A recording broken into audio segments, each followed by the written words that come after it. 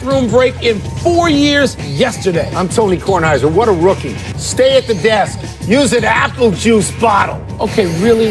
More PTI bathroom humor to start a show? It's apple juice. You want some? No. I know it's apple juice. I'm going to test it. I'm telling you, it's just apple juice. Call in a taste tester.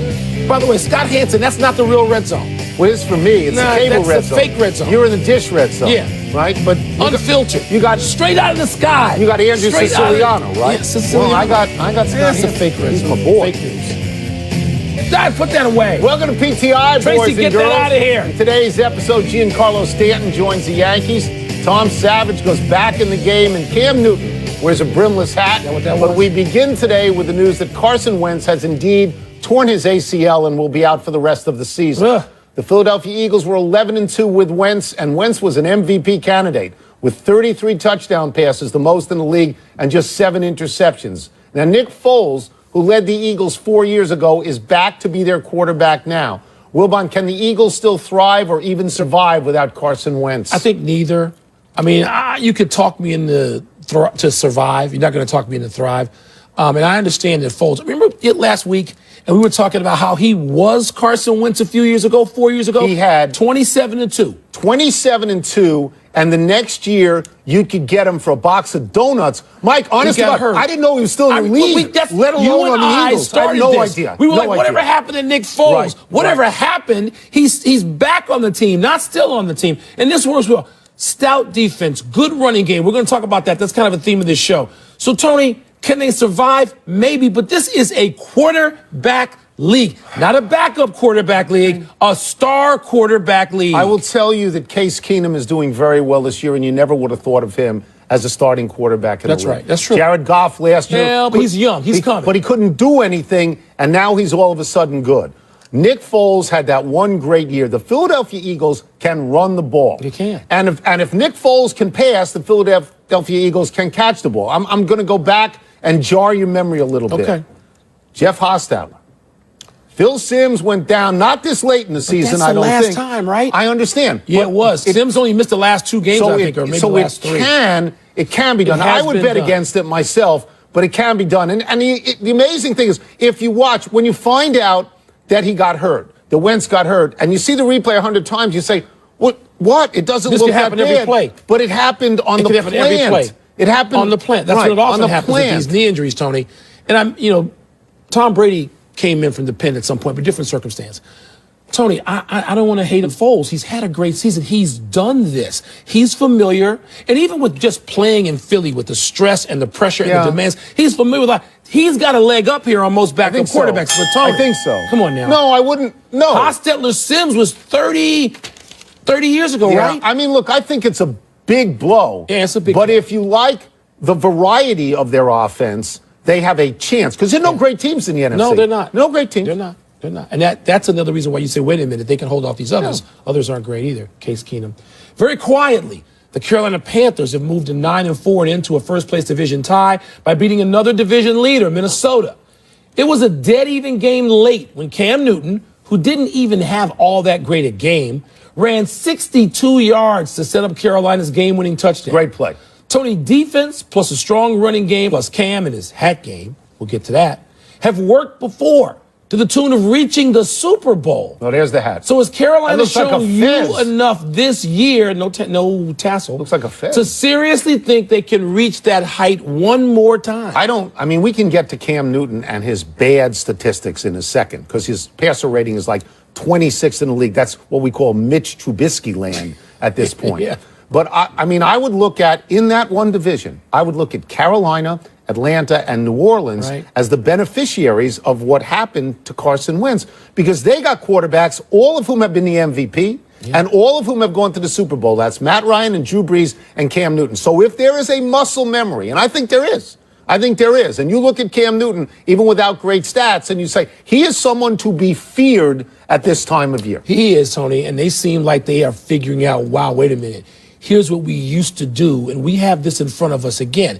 And I think beating Minnesota was significant. I do, too. I mean, Minnesota, that defense travels. And I know this is what This is what the head coach of the Carolina Panthers, who was a defender and a linebacker on a championship team, he believes in that. And so now you got Carolina sort of coming back to its identity. They don't need Cam Newton throwing for 400 yards to win games and be a successful team. This is their formula. It's just 2 years ago that they were 15-1 and in the Super Bowl. So there's obviously I'll take them over Atlanta. A residual what about effect New of Orleans? talent. I don't know who's better than who right now. What surprised me about Carolina, and I hadn't considered them all year, they don't score much. No. They score 23 points a game. That's in the middle. That's in the middle of the league. So I think they have to elevate. But, at this time of year, the team that gets hot late, they're the ones. And by the way, close, sometimes low-scoring games with defense and specials can pull you out. Nothing wrong with that. And all three quarterbacks in that division, very good. Houston quarterback Tom Savage was hit hard yesterday in the second quarter. Crushed. He was hit so hard, his hands were visibly twitching. Savage was led into the concussion tent and quickly released. He played another series, but no more after that. He was later diagnosed with a concussion. Wilbon, does the league need to revisit its concussion protocol? Revisit makes it sound as if something's wrong with it, and I don't think that. I think they need to constantly monitor it and update it and be concerned about it and come back to it. So, yes, they need to always examine it and examine it and examine it because we're talking about head injuries primarily. So, revisit. I'm not saying anything's wrong with this, Tony. I mean, I think they are doing the best job they can do now. I think the league the last 5-6 years has taken this as seriously as it should have been taken before. But I'm not going to sit here and try to indict the system. Yeah, normally I would talk about how I'm a doctor because I have an honorary degree, but I'm not a real medical doctor, obviously. But look, if a real medical doctor saw video of him twitching his we don't hands, know if he saw that. Well, that's what I don't know. Right. So if you say, can we revisit it? You got to see the video. You have to make sure they see the video. The fact that they cleared him, maybe they had a reason in that moment to clear him, because you're not. With CTE and player safety, the days of Ron Jaworski telling us, I got 9 dinged up. concussions in a season. Right. So those days are gone. But he goes back on the field, and I don't know if this was cause and effect, but he threw that one pass that was wildly offline. Yeah. And then he didn't play any more than that. And now you find out he has a concussion. So you think to yourself, make sure these doctors see it all and make sure they err on the side of caution. Yes. Because you know that athletes, men, women, children. Going back in. Back in. Back in. Did you see what the end of that video? There's a guy out there pulling him off the field because he wants to go back. But that is the culture of sports. All of the symptoms do not tell you at once, and any doctor will tell you this, a real one, not you, with the honorary. Right. These things may show up 10, 20, 30 minutes later, 2 hours later in the locker room when they re-examine. You don't know. You talked about red zone before. I'm watching on the red zone. When you saw his hands, get him off the field, both hands, get him out. Whoa. Yeah. Where do we start with yesterday's mess in Jacksonville? Well, probably in the final minute when Michael Bennett decided to blow up the Jags' victory formation by plowing into Jacksonville's center, Brandon Lindor.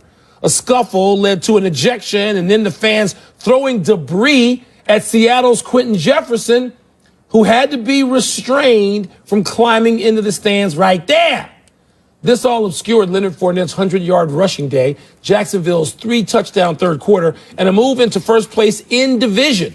Tony, your headline from all this is why? My headline is the miscreant behavior. I'm going to start with Michael Bennett in this. We all know what happens when you take a knee, other than Greg Schiano, who is no longer in the NFL because everybody knew that was the wrong thing to do when he was at Tampa Bay. And Michael Bennett knows. It's honored. This thing, it's honored. Time honored. Okay, you let this go, try to get into the stands probably, but I sympathize with that player. Me too. They're throwing multiple things at that player, and fans are jawing at him. The fault there, to me, is Jacksonville security. Yeah. Where is it? You got to lead him off right away. They came in, and the only thing to me he did, I'm not going to say wrong, because I know I'm a hothead in those situations. Yes. After I lose at golf to you, I want to go after somebody. Well, so when you lose an NFL game, I'm so much older and I shouldn't beat you. You shouldn't anymore. I mean, it's pathetic. And you're going off the field. You got to go off the field. You got to stay in that tunnel. Well, you got to be led off. But let me go back for a second to Michael Bennett. To me, and I think it'll come out because everything tends to come out, particularly in game situations where players talk about it on Wednesday and Thursday, something had to happen. Michael Bennett, not a guy who, by the way, is, I think, under consideration a nominee for NFL Walter Payton Man of the Year. Michael Bennett, not a guy to sort of go after that victory formation. But he did. Well, I think something happened. Okay. I mean, I think something between linemen happened, and it became, you were dirty to me, I'm going to get you now. And maybe that's it. You know what I think happened to the Seattle team, though? What? They lost to Jacksonville. They said to themselves, Jacksonville's pretty good. They've never been good in the last 10 years. Their quarterback, who's an MVP candidate, Seattle's, threw 3 picks, and Blake Bortles played for a change. Yeah, didn't throw any. Yeah, and he I was think, up to the running game and defense on his team. I'll bet that frustration put them that much closer to the boiling point. Maybe. But in terms of the player who was going into the stands, people can't be throwing stuff at him. No. Get them out of there. So you make sure that you get the player off the field so that doesn't happen. Giancarlo Stanton has been traded to the New York Yankees, a parting gift basket from Derek Jeter. Oh, that's what you did there. So Stanton, who hit 59 homers this season, joins Aaron Judge, who hit 52 homers. For those of you old enough to remember, this is Mantle and Maris almost 60 years later. Nobody's old enough to remember. I am. Just Wilbon, what does this mean for the Yankees, and what does it mean for baseball? It means you can feel good about hating the Yankees again. It gives you a glamour team. I thought they were everybody's playful puppy dog team this year. They were. You but don't you like put that, Stanton. I rooted for the Yankees to win to get to the World Series. Will you root for them now? No. Okay. I want to see them. Yeah. I want to see them. Yeah. I might root for them. The home run to me like this with those guys, I mean, I'm only, a year and a half when the summer of 61 took place. And you had the Eminem boys, and my father talked about it until he died. The Eminem boys and hitting home runs out, even though Yankee Stadium is about 160 feet down the right field line. Nonetheless, they're both righties. It doesn't matter. Opposite field, no, man. Come on. These guys, they don't go. You know what? They don't go oppo. Let me tell you where they go. They go to Westchester. They go to the out of the parks, baby. I love this. Yeah, I can hate the Yankees. You feel guilty about hating the Yankees the last few years. Now you can indulge. This is great for the Yankees. This is great for baseball. Yes. I expect the Red Sox, who are always in an arms race with the Yankees, to spend a lot of money and try and do something else. Well, from a selfish standpoint, as somebody who roots for the Washington Nationals, I know what you mean. Bryce Harper can't go. He'd go to the Cubs. He could go to the Cubs, or he could stay. I'll tell you what I'm hearing. He could stay where he is. It sort of precludes, because you can't have an outfield that costs you $1 billion every year. Somebody's going to do it. If anybody's going to do it, wouldn't it be the Yankees? It would be the Yankees. I do want to see balls flying out. I want to go fast forward right to July, to the hot weather. And let's see what they're doing if they're in a situation with the Red Sox breathing on them. You're a pitcher, and you come in, pitch around it. And you got 6'6" Stanton and 6'7" Judge. Yeah. What do you do? What they do now? You can't walk. And it's not, guys. It's not college guys. Sanchez comes in after that. Sanchez, yeah. Let's take a break. Coming up, would the Packers be smarter to play Aaron Rodgers or protect him? And after beating the Raiders without him, should the Chiefs just keep Marcus Peters off the field against the Chargers? They are the Bronx Bombers again. They are, man. And it's been a while. Sanchez ought to be the beneficiary. He ought to go 40-plus home runs now. The pitches he's going to see. Yes. I got to think he's going to be fifth in that lineup. Or maybe even. Pardon the Interruption is presented by Captain Morgan. Holiday like a captain. Please drink responsibly. Part of Happy Hour. And in part by Domino's. Oh, yes, we did. Okay, guys, let's... Welcome back to Pardon the Interruption, presented by Captain Morgan, part of Happy Hour.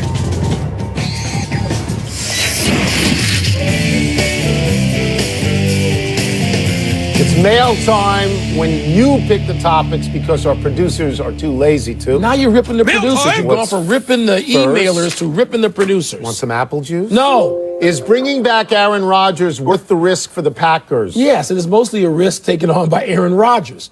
But he's having, or has had today, the exam, the pictures were taken to tell them whether the fracture has healed. Right. And so Aaron Rodgers has said publicly, I got to see that first and then make a decision. We know he's throwing.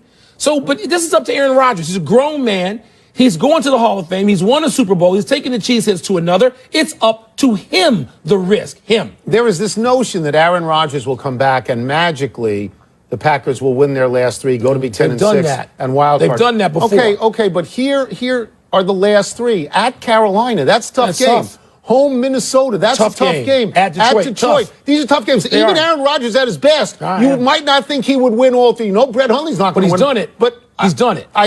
I think you have to let him do it if he wants to do it, but it is not a guarantee that they're going to do anything. Up in Green Bay land, you've been there a few times in your life. They got something else? Are they in the basketball season? No, Are they waiting for baseball? What do they got? It's the Packers. Okay, thank you very much. Cheeseheads. I'm rooting for Aaron Rodgers. I am. How should Marcus Peters feel that the Chiefs played their best defensive game of the season without him? He should feel great that his team won. If he cares at all about his team and his teammates, he should be thrilled that they won. And he should remember to never walk off the field again if you haven't been thrown off the field. Right. Now, when Andy Reid announced last week that he was benching this guy because of that action, one of us said this is a good way to go for that team. And the other one of us said this is crazy. I was very wrong. It wasn't crazy. And it leads me to believe, since the Chiefs had their best game in about 2 months, it leads me to believe that Andy Reid knows the state of his locker room a lot better than I know it. I know they've lost 5 or 6, or they had, or whatever it is. Andy Reid's 6 out of 7. Great coach. Yeah. And part of that is not, okay, it may be strategy, but it's really about people and about leading people and assessing people, figuring them out. Andy Reid is great at that. So you know how he should feel? He should feel terrible because he let his team down and they won despite him. And you know what else? Security in the NFL, personal security is fleeting. He's on notice. Don't do it again. Is Chuck Pagano to blame for the Colts' loss in the snow in Buffalo? Man, this is hard, Tony, because he had information in real time. You've got to get to the hash marks because they're clear in all this snow, or clearer. You've got to get to the hash mark. And not only did he leave time on the clock, he didn't either advance the ball or move it to the hash. There's 3 mistakes in that one decision. And he's got a Hall of Fame kicker. You got a Hall of Fame kicker. Just get him 5 more yards, for God's sake. He didn't do any of that. I'm tempted to say yes, but look at those conditions. Who knows? Here, first of all, he's going to be fired. 6 or 8 NFL coaches are fired every single year, and he's at the top of the list now that McAdoo is out of there. So he's going to be fired. I'm watching that game on the Red Zone as often as they put it on. It is a blizzard in the first half. In the second half, it's simply a snowstorm. Winter wonderland. There's like 6 or 8 inches on the ground at all times. There's not a single play you can run with any semblance of confidence. It's a great game to watch. Who are you going to blame it on? I'm not. You're not blaming this one on him? You know what? It was too bizarre. I'm glad Buffalo won because they got to live in that stuff. They got to live in that. That's what Indy gets for playing inside. You know, all those indoor teams, I usually wish them. Could you see LeBron joining the Rockets after the season? I don't see that. I assume that he's going to go to Los Angeles. I don't know to which team, but I assume he's going to go to Los Angeles. And I will tell you that if he were to go to the Rockets, and I know Chris Paul is his good friend, and I know he's played on Olympic teams with James Harden, so they know each other, the optics of this would be very bad to me. This would be like a Kevin Durant move. There's already an established big-time team, and you go in there. It almost feels like cherry picking. I think a lot of people will join LeBron in L.A., so you probably know more than I do. I don't like the sound or look of this. I don't even assess that. I don't believe that for one word. I know this is a USA Today report. Sam is a terrific reporter, and it's based on his reporting. But I don't believe that the people saying that, I believe they're delusional. If LeBron leaves Cleveland, I don't know if LeBron's going to leave Cleveland. I think he's going to leave Cleveland. But if he leaves Cleveland, I would put some money down that it's L.A. Yeah. If. That's still a big if. So the Rockets, I don't see that at all. You go to L.A., it's all set up for you, and it's L.A., which is where he's going to wind up at some point anyway. We're all the way up. We're all the way up. Who feeds that to your ear? Enough email. Somebody's in your Let's take one last break, but still to come. Should the Patriots... Real Coca-Cola taste. 0 sugar, 0 calories. Happy time, people. Happy birthday, Elizabeth Kornheiser. Yay. Yeah, and happy 31st birthday, Roy Hibbert. Just 3 years ago, Hibbert was an all-star with the Indiana Pacers. Then, for reasons lost on me, he was traded to the Lakers. We had career lows on a bad team. Then he went to Charlotte, then Denver. Now he's out of the league. Crazy. At age 31. Wilbon, what happened to your boy? Small ball. All the geniuses in small ball. Roy Hibbert did more from the time of senior high school to the NBA than anyone ever to get to professional basketball. I love him. Happy anniversary, Larry Fitzgerald. On this day 14 years ago, the Pitt Star won the Biletnikoff Award as the nation's top receiver. In Arizona's win yesterday, Fitzgerald passed Randy Moss for third on the all-time receiving yards list, trailing only Jerry Rice and Terrell Owens. He's going to the Hall of Fame, and what makes us happy, he's a son of a sports writer. Big Larry, Big Fitz, Chicago's own. He is right now one of the 3 or 4 best receivers after all this time in the NFL. You think Matty's going to go to the Hall of Fame someday? No, unlike that. Happy trails to fans being able to call in rules violations in golf tournaments. As of January 1st, golf around the world will no longer accept phone calls from these self-appointed policemen Dopes. who watch televised tournaments and salivate at golf balls that oscillate or moved half an inch by players. These people are a plague. They are. And this is a good rule for golf and the They are world. the worst people. And now you can pick up the phone when somebody tries to call in a violation and say, shut up and turn your TV off, A couple of things to clean up quickly. Jets quarterback Josh McCown out for the rest of the season with a fractured Another left hand. injury. Jeff Hostetler won that Super Bowl for the Giants 26 years ago. Close to Quick to the third. Let's big do thing. it. Alan Trammell, Jack Morris elected to the Baseball Hall of Fame via the Modern Era Committee. Good That used to be the selections. Veterans Committee, right? Jack Yeah. Morris, to me, should have been in the Hall of Fame a long time ago. Ben Roethlisberger became the first quarterback to ever throw for 500 yards in a game 3 times. You're impressed, aren't Going you? to the Hall of Fame. Giants got drubbed by the Cowboys 30-10. Steve Spagnuolo sticking with Eli Manning. Is that the right call? Yeah, just put the other guy in, the new guy in the third quarter. And Eli, Tony is. Joel Embiid sat out last night with back stiffness. You concerned? It's always cause for concern. That is the cost of Joel Embiid. That's what it is. Last one, Monday Night Football, Patriots at Dolphins. No Gronk. You smell an upset? Patriots 20-5 in games Gronk is missed. Is that right? Yeah. A lot of time. We'll try and do better the next time. And I'm Tony Kornheiser. I'm Mike Wilbon. Same time tomorrow, Knuckleheads. We send you to Susie Culver in Miami for Monday Night Countdown. Binghamton Bearcats beat Loyola 6 in a row.